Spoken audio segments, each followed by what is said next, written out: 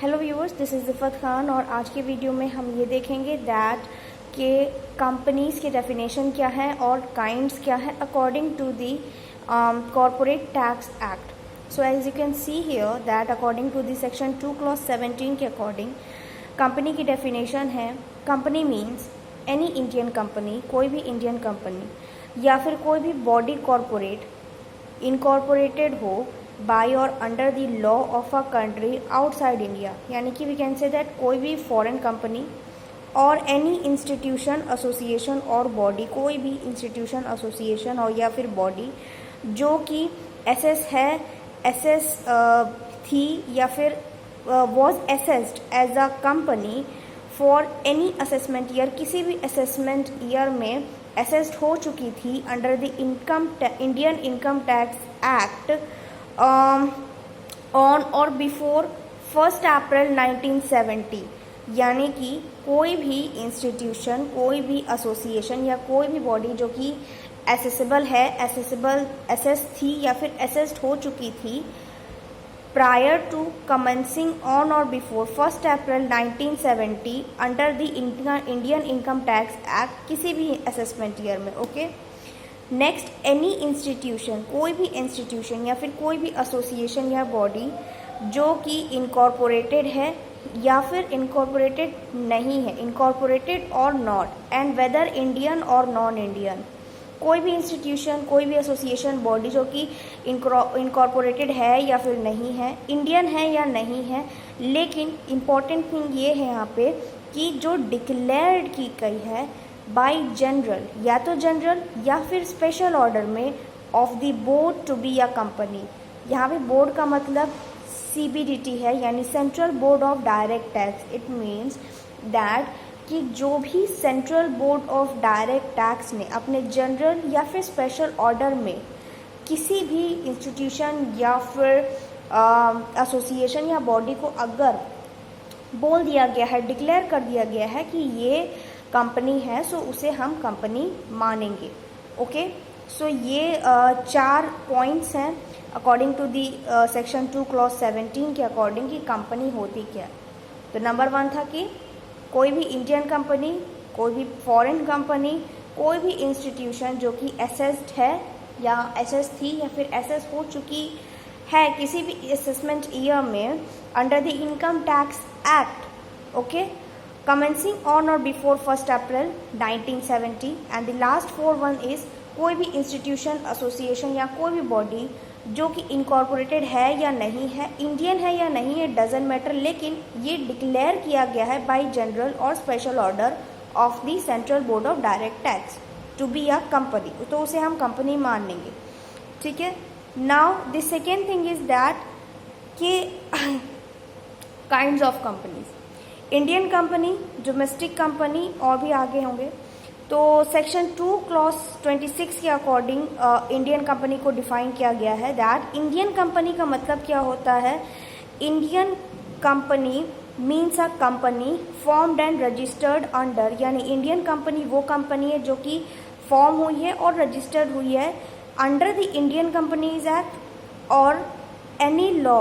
Relating to companies which was or is in force or in any part of India. It means that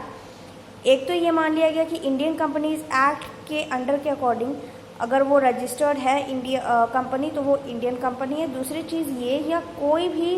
किसी भी law के according जो कि company से related law है और वो लॉ इंडिया के किसी भी पार्ट में फोर्स में है या फोर्स में थी। ठीक है, अगर उस लॉ के अकॉर्डिंग वो कंपनी रजिस्टर्ड है, so that is also a Indian company. Third is corporation established bye और अंडर अ सेंट्रल, स्टेट और प्रोविंशियल एक्ट, यानी कि कोई भी कॉरपोरेशन जो कि इस्टेब्लिश हुआ है सेंट्रल प्रोविंशियल एक्ट में या फिर स्टेट और प्रोविंशियल एक्ट में। ठीक है, तो वो कॉरपोरेशन भी कंपनी, इंडियन कंपनी है। या फोर्थ ऑप्शन है दैट कोई भी इंस्टीट्यूशन या कोई भी एसोसिएशन या बॉडी जो कि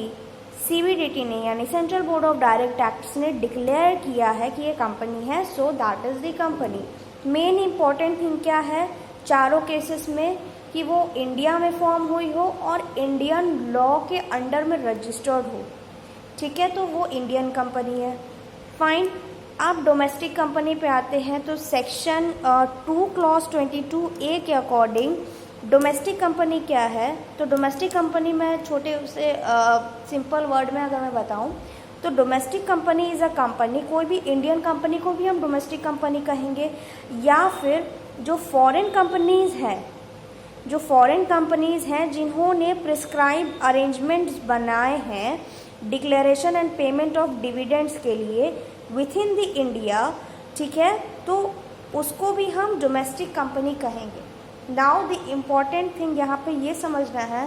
कि प्रिस्क्राइब अरेंजमेंट्स हैं क्या। Under rule 27 of Indian company income tax rule, the prescribed arrangement are as follow। prescribed arrangements का मतलब हो गया that कोई भी share register of a company for all the share holder shall be maintained regularly at its principal place of business within India, यानी कि किसी भी कंपनी के जो शेयर होल्डर्स के जो शेयर रजिस्टर्ड हैं वो शेयर रजिस्टर्स जो हैं उन्हें मेंटेन कहाँ किया जा रहा है, at its principal place of business within India, यानी कि इंडिया में जहाँ पे वो बिजनेस सिचुएटेड है वहाँ पे उन्हें मेंटेन किया जा रहा है। सो वो अगर ये प्रिस्क्राइब अरेंजमेंट्स अगर फॉरेन कंपनी बना रही है, कर रही है, सो वो डोमेस्टिक कंपनी कहलाएगी, ठीक है, in respect of any assessment year from a date not later than the first day of April of the relevant assessment year. Second आ जाएगा हमारा दैट जो जनरल मीटिंग्स हैं for passing the account of the accounting year, जो accounts को pass करने के लिए या फिर डिविडेंड को डिक्लेयर करने के लिए जो जनरल मीटिंग हेल्ड होती है, in respect there of shall be held only at a place with in India, यानी कि जो जनरल मीटिंग कंपनीज़ की जो होती हैं जिसमें अकाउंट्स पास होते हैं एक पर्टिकुलर असेसमेंट ईयर का और उस जनरल मीटिंग में डिविडेंड्स को भी डिक्लेयर किया जाता है, तो वो general meeting with in India में हेल्ड होती है। ये भी एक दूसरा प्रिस्क्राइब अरेंजमेंट्स है। तो ये दो प्रिस्क्राइब अरेंजमेंट्स अगर फॉरेन कंपनी बनाती है, करती है, फॉलो करती है, तो वो भी एक डोमेस्टिक कंपनी तब कहलाएगी, ठीक है। तीसरा क्या है दैट जो डिविडेंड डिक्लेयर किया गया है if any shall be payable only within India to all share holders. तीसरी सिचुएशन ये है दैट जो डिविडेंड्स है वो इंडिया के अंदर ही शेयर होल्डर्स को दिए जा रहे हैं, तो वो फॉरेन कंपनी जो है डोमेस्टिक कंपनी कहलाएगी, ठीक है। This is all in this video, और नेक्स्ट वीडियो में हम ये बाकी सारे टॉपिक्स को कवर कर लेंगे। Okay, till then work hard and get a better future.